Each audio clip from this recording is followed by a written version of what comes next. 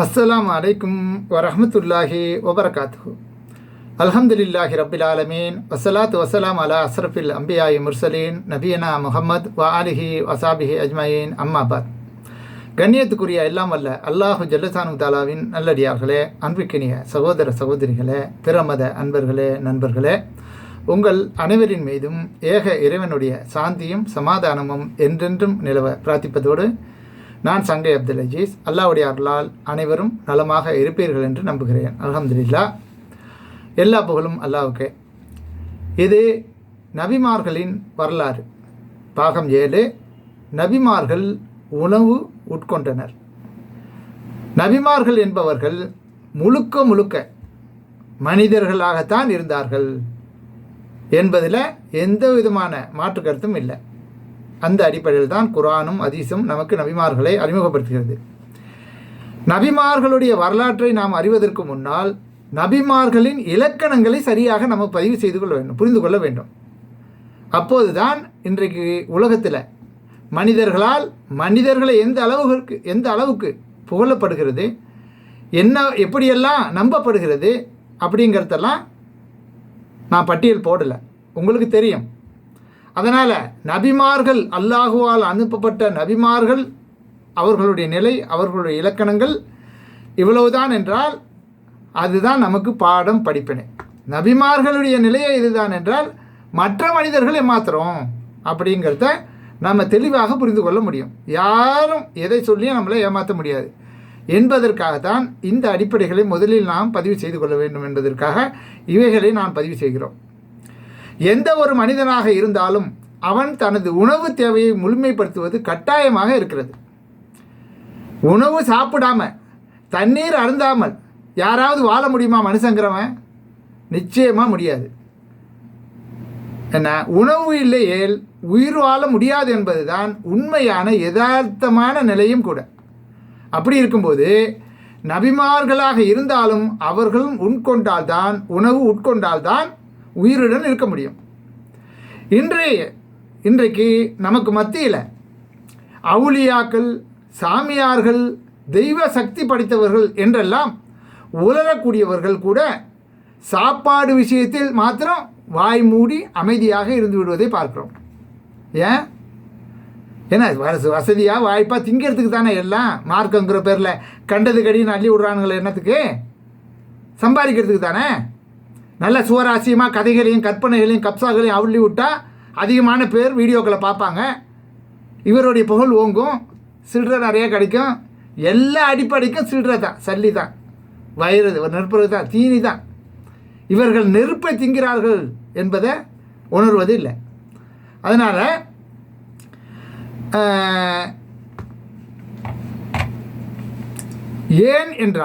ஏன் அப்படி அமைதியாக இருக்கிறாங்க அப்படின்னு சொன்னால், எந்த ஒரு மனிதனாக இருந்தாலும் மக்களை ஏமாற்றுவதற்கு வேண்டுமானால் தங்களை கடவுளின் சக்தி படைத்தவர்களாக சித்தரிக்க முடியுமே தவிர நிஜ வாழ்க்கையில் நிரூபிக்க முடியாது என்பதற்கு உணவு இன்றி வாழ முடியாது என்ற நிலையே போதுமான சிந்திக்கக்கூடியவர்களுக்கு சரியான சான்றாக இருக்கும்.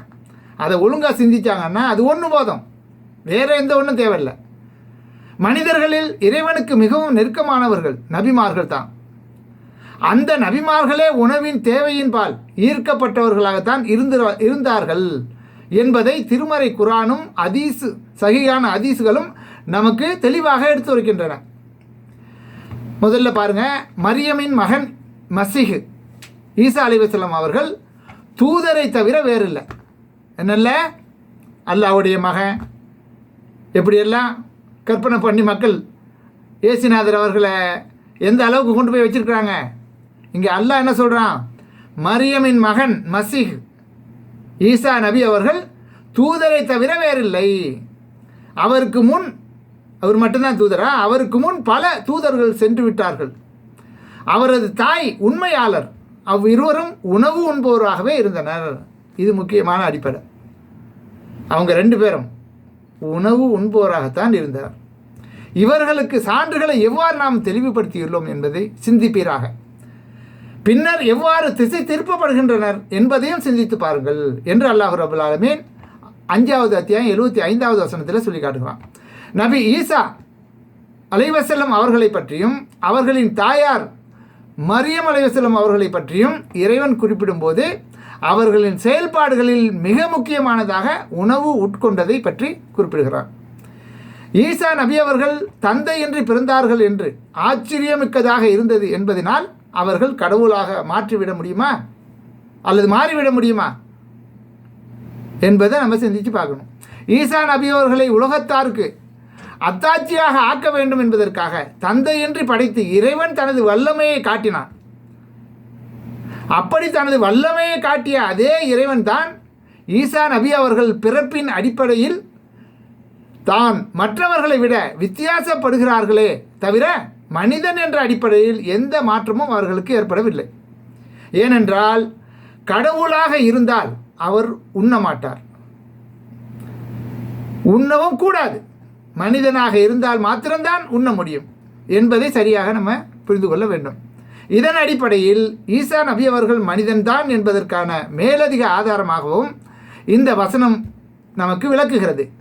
அதேபோல் இன்னொரு வசனத்தில் இறைவன் இப்படி கூறுகிறான். எப்படி? உணவு உட்கொள்ளாத உடலாக அவர்களை நாம் ஆக்கவில்லை, அவர்கள் நிரந்தரமாகவும் இருக்கவில்லை. அல் குர்ஆன் 21வது அத்தியாயம் 8வது வசனம். உலகில் இறைவனால் படைக்கப்பட்ட மனித இனத்தை பற்றி குறிப்பிடும் இறைவன் உணவு உட்கொள்ளக்கூடிய உடலாகத்தான் மனிதனின் உடலை அமைத்திருப்பதாக குறிப்பிடுகிறான். உணவு உட்கொள்ளாவிட்டால் மனிதனின் உடல் அதனை தாங்கி கொள்ளாது, உயிர் வாழ முடியாது என்பதையும் மேற்கண்ட வசனம் தெளிவாக குறிப்பிடுகிறது. தூதர்களே, தூய்மையானவற்றை உண்ணுங்கள், நல்லறம் செய்யுங்கள், நீங்கள் செய்வதை நான் அறிந்தவன் என்று அல்லாஹ் குறிப்பிடுகிறான். இது அல் குர்ஆனில் 23வது அத்தியாயம் 51வது வசனம். இந்த வசனத்தில் தூதர்களை பார்த்தே இறைவன் தூய்மையானவற்றை உண்ணும்படி கட்டளையிடுகிறான். ஏனென்றால் அவர்களும் மனிதர்கள்தான், அவர்களாலும் உண்ணாமல் உயிர் வாழ முடியாது என்பதே இதற்கு காரணம். நபிமார்களுக்கே உணவு இல்லாவிட்டால் வாழ முடியாது, நபிமார்களாக இருந்தாலும் அவர்களும் உணவு உட்கொண்டே ஆக வேண்டும் என்பதே நியதி. ஆக நபிமார்கள் மனிதர்கள் என்பது இன்னும் தெளிவாக நாம் அறிந்து கொள்ளும் சான்றுகளாக மேற்கண்ட வசனங்கள் இருக்கின்றன.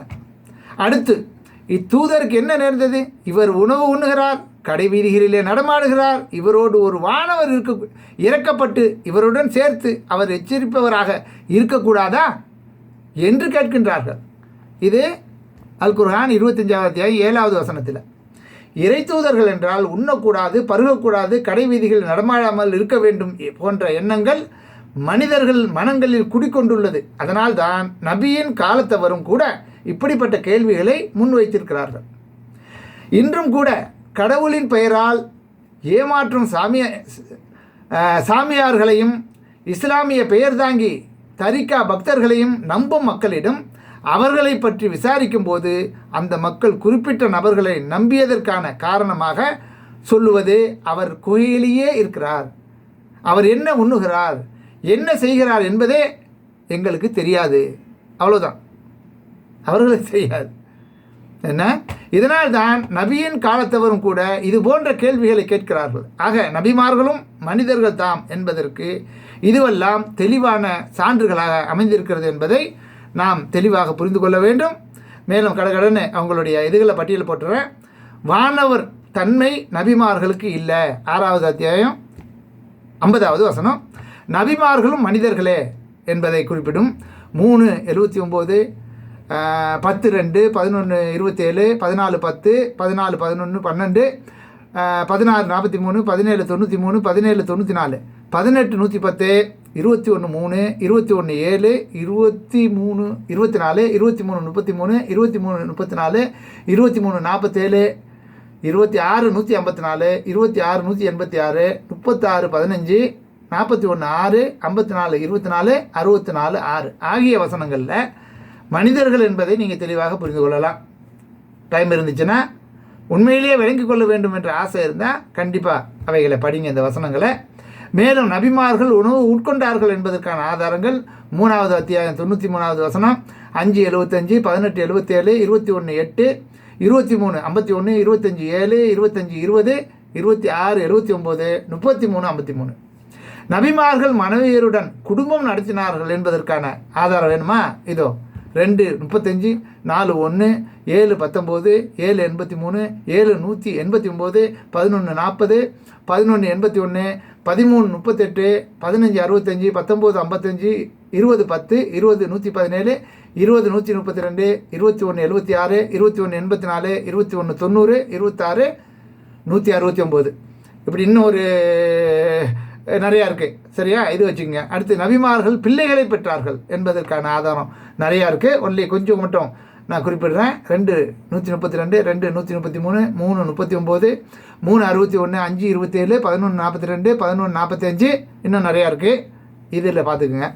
நபிமார்கள் மரணித்தனர் என்பதற்கான ஆதாரம் 2:133, 3:144, 6:162, 19:15, 21:8, 21:34, 26:84, 34:14, 39:30, 46:5 ஆகிய வசனங்களில் இருக்குது.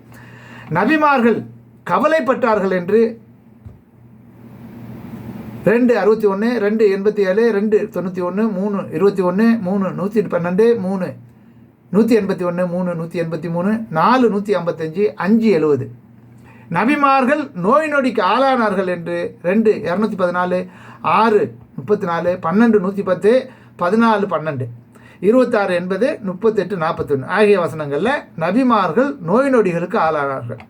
அடுத்து அதிகாரத்தில் நபிமார்களுக்கு பங்கில்லை, நபிமார்களும் மறுமையில் விசாரிக்கப்படுவார்கள் என்று 5:109, 5:116, 117, 7:6, 39, 69, 77, 11வது வசனங்களில் நபிமார்கள் மறுமையில் கைவிடுவார்கள் என்று 4:41, 5:116, 117 வசனங்களில் தவறு செய்தால் நபிமார்களும் தப்ப முடியாது என்று 2:120, 6:15, 10:15, 10:106, 11:63, 39:13 நன்மையோ தீமையோ செய்ய நபிமார்களுக்கு இயலாது 6:17, 7:189, 10:49, 10:107, 36:23, 39:38, 72, 21 சுயமாக அற்புதம் செய்ய நபிமார்களுக்கு இயலாது, அவர்களாக விரும்பினார் என்று 3:49, 5:110, 6:37, 6:37, 6:109, 13:38, 14:11, 40:78 நபிமார்களிடம் அல்லாவின் பொக்கிஷங்கள் இல்லை என்று 6:50, 6:58, 11:31 நபிமார்களையும் அல்லாஹ்தான் மன்னிக்க முடியும் என்று 4:106, 7:23, 7:153 இன்னும் நிறைய வசனங்கள் இருக்குது. சும்மா கொஞ்சோண்டு போதும் உங்களுக்கு பார்க்குறதுக்கு. மகனையும் மனைவியும் நூஹு நபியால் காப்பாற்ற முடியவில்லை என்று 11:42, 11:45, 46, 66, 10 தமது சந்ததிகளுக்கும் தந்தைக்கும் இப்ராஹிம் நபியால் உதவ முடியவில்லை என்று 2:124, 9:114, 14:35 ஈசா நபியை இறைவன் அழிக்க நினைத்தால் யாராலும் அவரை காப்பாற்ற முடியாது என்று அல்லாஹ் கூறும் 5வது அத்தியாயம் 17வது வசனம். மகன் காணாமல் போவதை யாக்கூப் நபியால் தனக்கு கண்டுபிடிக்க முடியவில்லை என்பதை நீங்கள் 12:84 85 வசனங்களில் பார்க்கலாம்.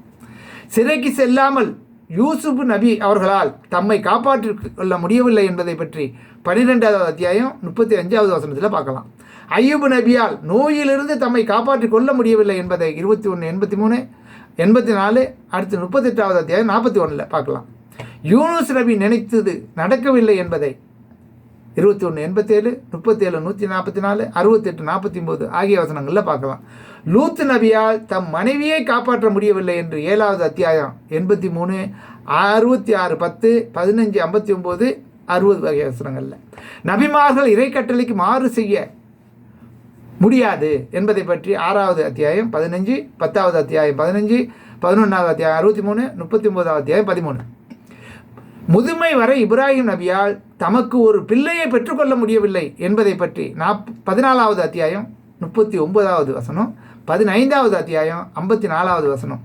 முதுமை வரை ஜக்கரியா நபியால் தமக்கு ஒரு பிள்ளையை பெற்றுக்கொள்ள முடியவில்லை என்பதை 3வது அத்தியாயம் 38வது வசனம், 39வது வசனம், 40வது வசனம். 19வது அத்தியாயத்தில் 2-9 வசனம் வரை, 21வது அத்தியாயத்தில் 89, 90 வசனங்களில். அப்போ இது எல்லாம் நபிமார்கள் மனிதர்களாக நமக்கு என்ன முடியுமோ, நாம் எப்படி கஷ்டப்படுறோமோ, நாம் எப்படி அதிக பிரச்சனைகளில் ஈடுபடுறோமோ, நம்மளோட என்ன சொல்ல போனால் அதிகமாக கவலைக்கு உள்ளாகியிருக்கிறார்கள், பிரச்சனைகளுக்கு ஆளாகியிருக்கிறார்கள், இறப்புகளை சந்திருக்கிறார்கள், அடி உதை வாங்கியிருக்கிறார்கள், கொல்லவும் பட்டிருக்கிறார்கள் என்பதையெல்லாம் நீங்கள் புரிந்து கொண்டால் இன்றைக்கு ஏமாற்றக்கூடிய அயோக்கிய பயல்களுடைய லட்சணத்தை நீங்கள் புரிஞ்சு கொள்ளலாம். சரியா? நபிமார்களை தன்னை காப்பாற்றி கொள்ள முடியலன்னா, தன்னுடைய பிரச்சனையை தீர்த்து கொள்ள முடியலன்னா, தனக்கு ஒரு பிள்ளையை பெற்றுக்கொள்ள முடியலன்னா, நபிமார்களால் முடியலன்னு சொன்னால் இவங்களால் முடியுமா என்பதை அன்புக்குரிய சகோதர சகோதரிகளே சரியாக புரிந்து கொள்ளுங்கள் என்று கேட்டுக்கொண்டு இந்த காணொலியை இத்துடன் நிறைவு செய்கிறேன். அடுத்து நபிமார்களின் குடும்ப அமைப்பு சம்பந்தமாக பார்ப்போம். தேங்க்ஸ் ஃபார் வாட்சிங். ஜஸாக்கல்லாஹ் ஹைர். நன்றி.